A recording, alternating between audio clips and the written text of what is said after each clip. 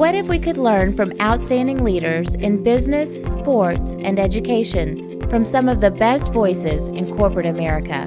Lighting the Path is a series of interviews with industry leaders whose stories highlight strategies that build purpose-driven cultures, engage and retain top talent, develop drivers that create high-performance teams, and connect people to the vision of your company. Join us to hear from game-changing, talented leaders whose paths make a difference at work and at home. For those who've been a regular visitor to our show, you know that I get a chance to talk to people who are C-suite leaders from really across the country.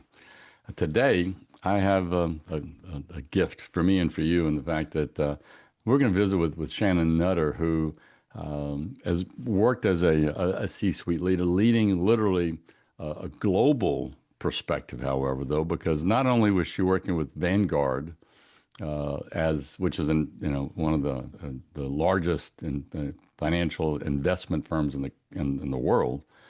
She led their Australian operations, and so she brings just a perspective on what does it take to lead in today's time with a little bit broader perspective than most of us. So, Shannon, welcome. I was really looking forward to visiting with you. Thanks so much, Mike. Me too. Super. So I want us to dive in real quick because we were visiting on this word culture, and it's a great way to start things because if I look at all the interviews I've had, it has a tendency to pop up. It's a focal point right now as we're trying to maneuver these crazy times that we're in. That leaders have to be the champion of the company culture. From your perspective, I didn't ask you this ahead of time, so we're going to do it now. What's your definition of the word culture? Oh, that's a good question. I think culture for me encompasses both not just how people get work done, right? So the ways in which people work together in an environment, but also how that environment makes them feel. Mm, yeah, I love this thing that makes them feel because it fits in with. It's a question I've asked a number of people in the research I've done on that word because when Deming came up with the word quality back in the 60s and brought Good Quality Initiative, it had a really strong resonance. And then after a while, it became so overused, it kind of diminished on what it meant. Well, culture is kind of falling in that same category now. It's like, what does that really mean? So I've been asking other leaders the same question, and I love your spin on it. It's a little bit different because um, others I've spoken to have talked about it's how people think or believe, okay, Mm-hmm. and then the action that comes out. So it's not what I want. It's not something on the wall, but like with all my signs, I can't put my culture on the wall. But what your take is on it, it's how they think and feel, how they act, and more importantly, those two things coming together. What's the emotion? How do they feel with what's taking place? Well, it's interesting. I think you're right in that culture is such an overused word, right? That in a lot of companies, it's talked about as if it's a set of benefits, right? It's the ping pong tables in the break room, Yeah. it's the barista in the hallway, Hmm. whatever that might be. And a lot of people throw out the word collegial. Oh, we have a collegial culture, right? We're all so friendly and nice to one another. And if that was true in every environment, right, engagement scores wouldn't be at 21%, right, which Hmm. is latest Gallup numbers. I mean, Right. 21% of people in companies actively engaged Wow. in their jobs. That's the latest stat. Hmm. Horrible. It's horrible.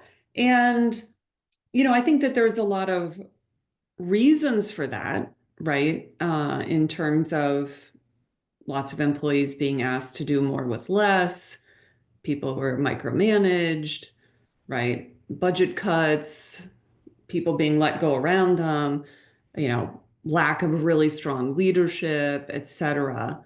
But so I think when you have a good culture and you have leaders who can create a good culture, right? They're creating focus, they're creating alignment, they're creating clarity for teams so that they know what they're supposed to be doing. They're holding people accountable for Mm-hmm. what it is they've asked for, but they're also creating what I call psychological safety, right? They're creating an environment where teams know that they can fail, that they can debate, they can challenge what they're being asked to do if they don't think it's the right thing, and that they know that they're not going to be punished for those things. And when you think of a team culture, I think the best teams I've ever created not only have clarity and alignment, strong communication, and safety, but there is a network of support from the leader to each of those team members and from the team members to each other. And so Mm-hmm. that's why I say it's more than just things, it's more than just actions, it's a feeling. Because I think you know when you walk into a team meeting that if you say, hey, I'm really having trouble with this particular thing I'm working on, you know whether other people are going to say, oh, wait, what can I do to help? I've Mm-hmm. got some time this week. How can I help you? Um, and that just feels different. Yeah, I love that because it falls in the category of not technical skill. It falls in the category of soft skill, which one of the things I repeat often is that it's the worst moniker that's ever been labeled on something because there's nothing soft about what you're talking about. It literally is much harder to do this than to create macros on an Excel spreadsheet. Yeah.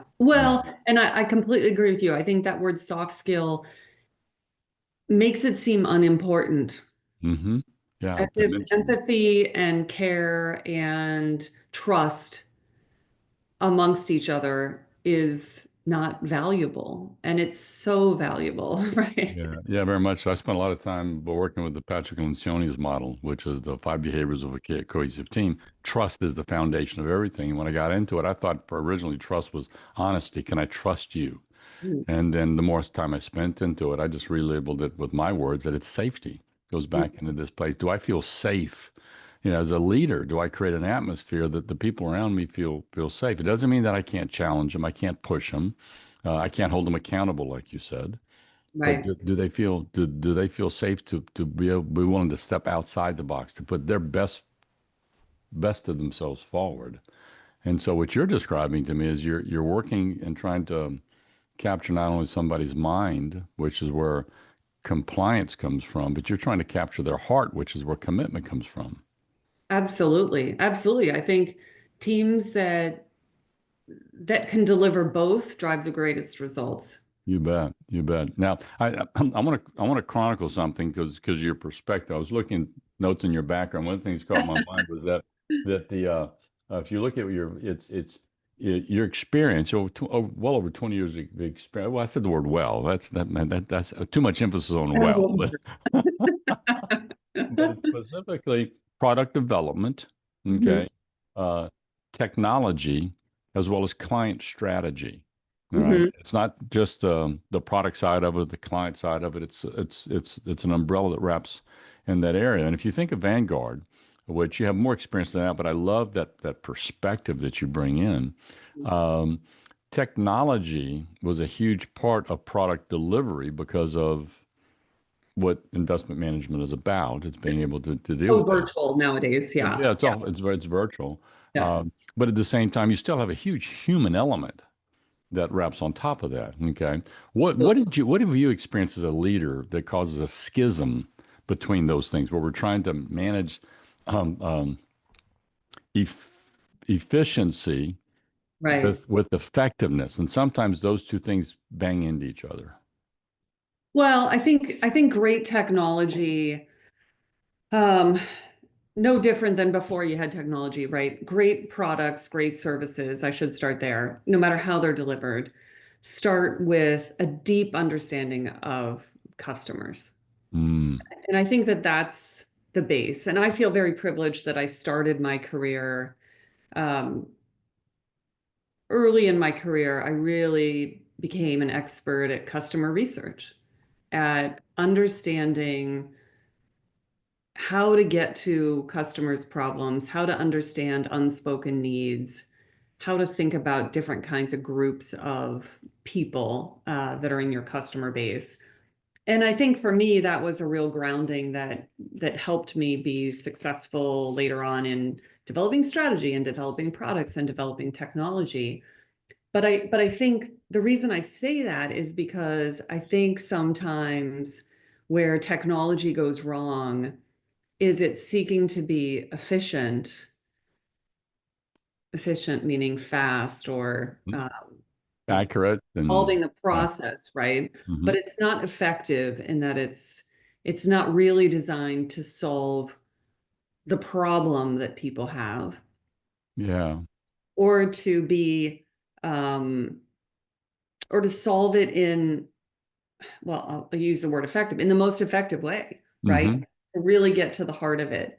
Um, and sometimes technology forgets that there's a human at the other end, or that whatever the situation you're dealing with is not something that should be handled via technology. I'll give you an example. Years ago, when I was running technology and technology strategy for the US retirement business, there is a process by which, for your 401k plan,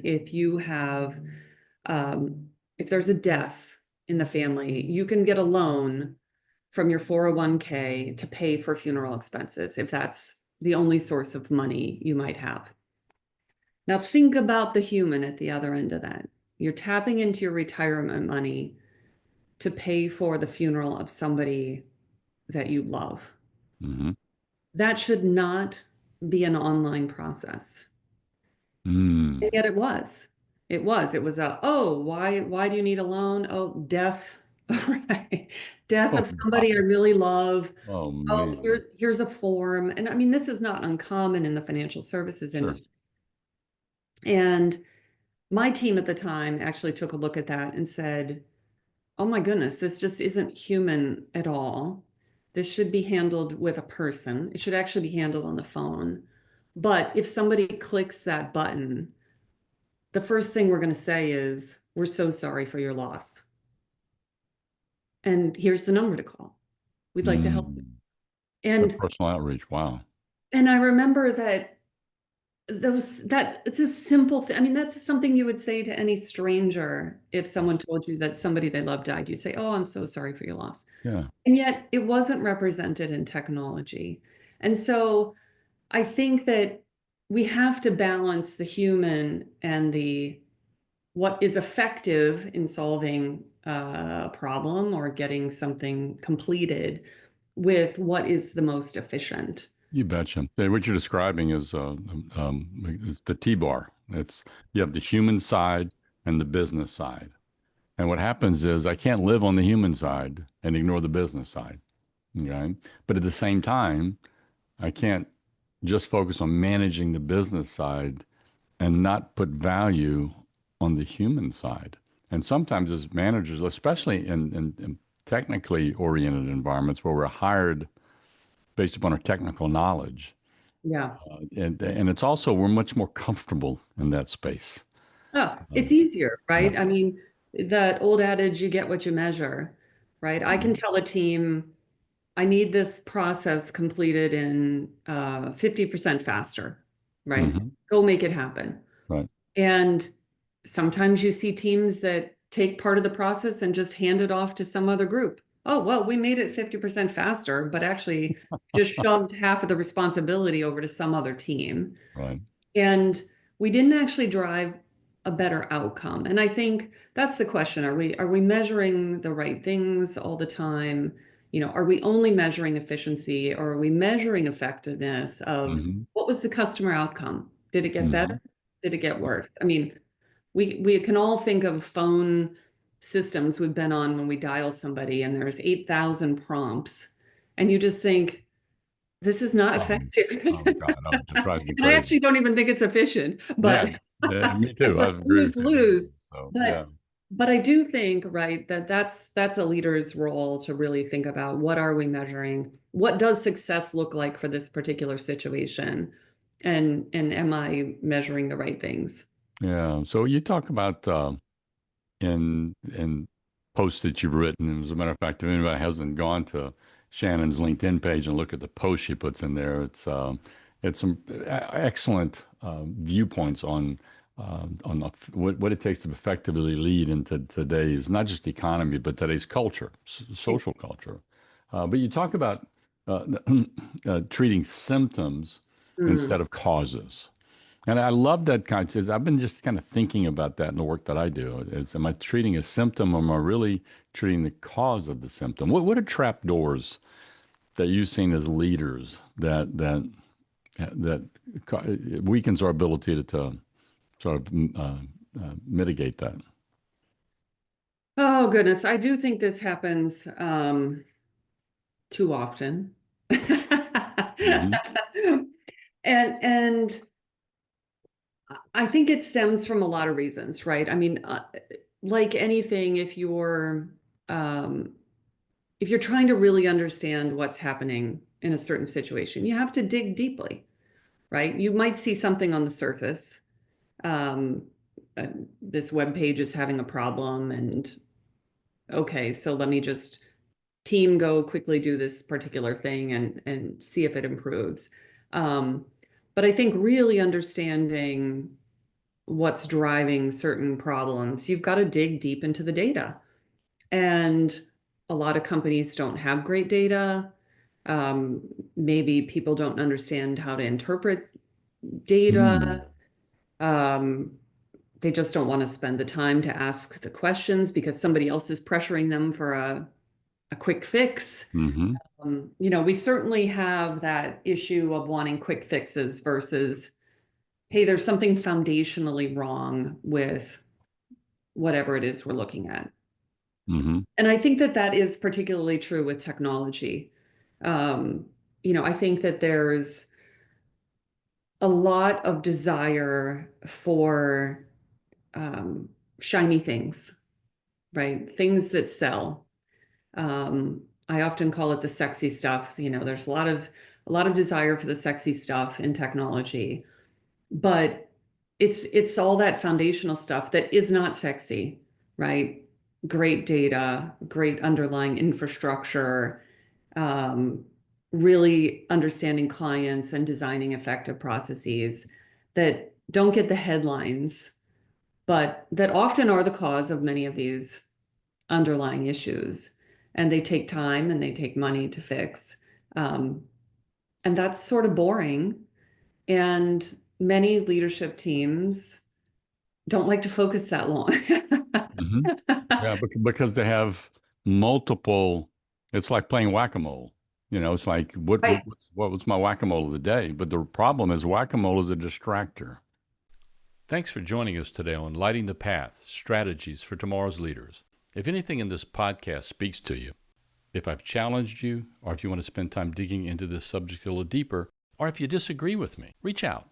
My contact information is on our website, lightingthepath.net, or email me at mike@mikelejeune.com.